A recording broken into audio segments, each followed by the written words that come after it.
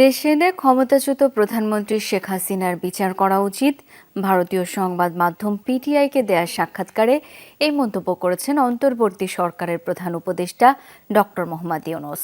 ভারতে থাকলে বাংলাদেশ ফেরত না যাওয়া পর্যন্ত শেখ হাসিনাকে চুপ থাকার পরামর্শ দিয়েছেন তিনি।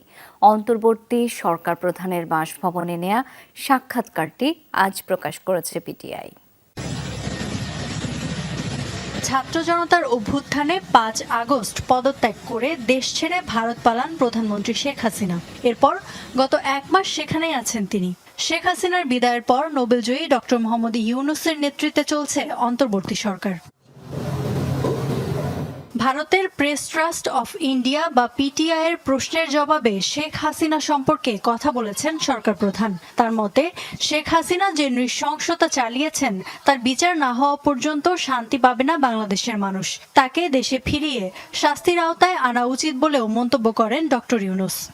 তাকে ফেরত আনতে হবে, না হলে বাংলাদেশের মানুষ শান্তিতে থাকবে না। যে ধরনের নিষ্ঠুরতা তিনি দেখিয়েছেন তাতে এখানে প্রত্যেকের সামনে তার বিচার করা উচিত।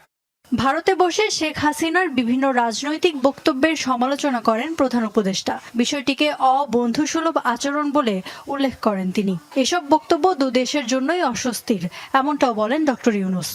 তিনি ভারতে অবস্থান করছেন, একই সময়ে আবার কথাও বলছেন, যেটি সমস্যা তৈরি করছে। তিনি চুপ থাকলে মানুষজন সব ভুলে যেত।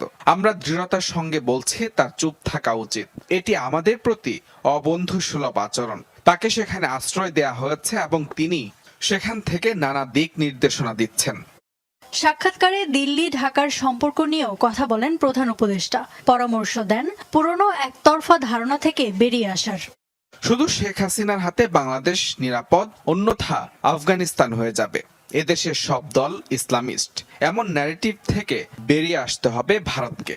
দেশের হিন্দু সম্প্রদায়ের পরিস্থিতিকে অতিরঞ্জিত করছে ভারতের গণমাধ্যম, এমন অভিযোগ করে ডক্টর ইউনূস বলেন, দেশে যেসব হামলার ঘটনা ঘটেছে সেগুলো সাম্প্রদায়িক নয়, বরং রাজনৈতিক। ইফাত আরা খন্দকার, যমুনা নিউজ।